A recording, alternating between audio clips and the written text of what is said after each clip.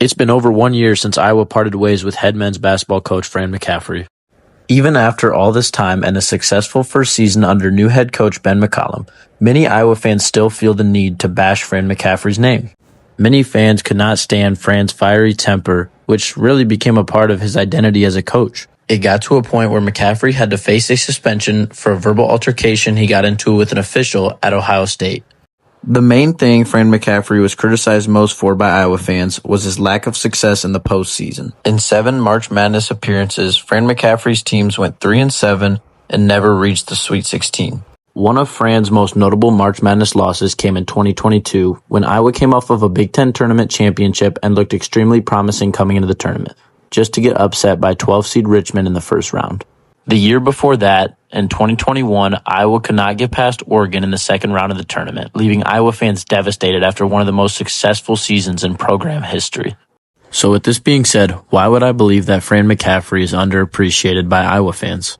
When Coach McCaffery took over, Iowa had a combined record of 38-58 over the past 3 seasons. It was fair to say that Fran McCaffery was walking into a very poor situation at Iowa, and it was going to take a while to get the ball rolling in Iowa City. And that it did. In Fran McCaffery's first game at Iowa, South Dakota State walked in with a record of 1-27 versus Big Ten opponents. That night, they walked into Carver Hawkeye Arena and upset Iowa by 10. A disastrous start to the McCaffery era. Iowa would never quite find their footing that season and finished with a record of 11-20. However, McCaffery was forced to turn the page and move on. He was determined to set a standard for Iowa men's basketball. And in that next season, he led Iowa to their first winning record in 5 years and even led them to an NIT appearance. In Fran's next 2 seasons, he significantly elevated the program, leading Iowa to 25 wins in year 3 and in year 4 getting Iowa all the way to the AP Top 10 as well as a March Madness appearance, ending an 8-year drought at Iowa. Iowa men's basketball was back. Fans were filling up Carver night in, night out, and the excitement around the program was at an all-time high. It took just 4 years for Fran McCaffery to turn this thing around.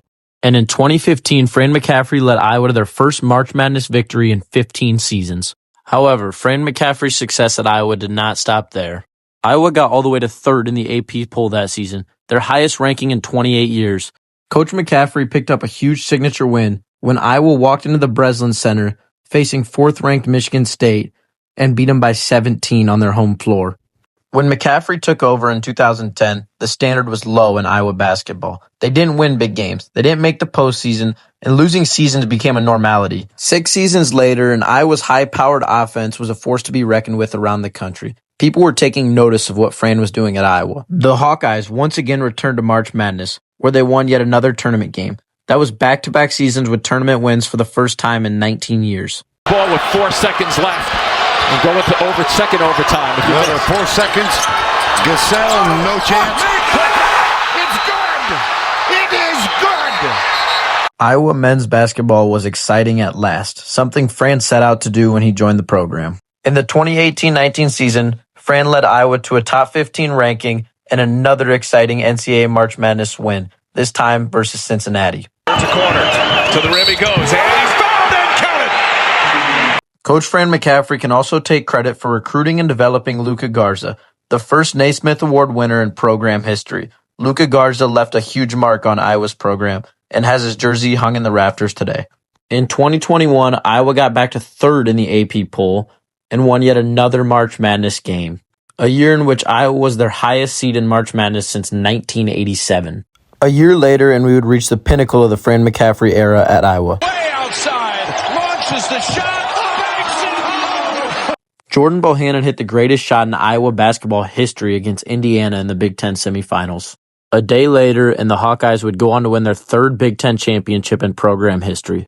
On this team were 2 of Fran McCaffery's sons, Patrick and Connor McCaffery. Both of them played huge roles throughout the season and throughout the Big Ten tournament, leading Iowa to a Big Ten championship.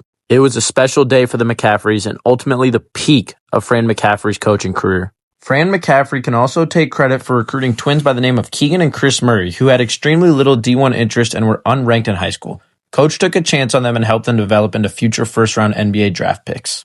Coach McCaffery would go on to make his 7th and final appearance in March Madness in 2023. They put up a good fight, but took a hard-fought loss in round 1 of the tournament. Fran McCaffery would go on to pass Tom Davis as the all-time winningest coach in Iowa men's basketball history. So one would sure think a coach who has the most wins in program history, has made 7 NCAA tournaments, revived Iowa after the Todd Licklider era, won a Big Ten championship, developed NBA talent, had 2 sons that did great for the team, one of which who just beat cancer prior to playing on the team, a coach who maintained long-term competitiveness, and helped raise over $1.25 million for cancer support at the University of Iowa would be so loved after coaching 15 years at Iowa? Answer is usually no. Not all, but many Iowa fans continue to bash McCaffery for his efforts. But many of those same fans have no idea where the program was before Coach McCaffery took over.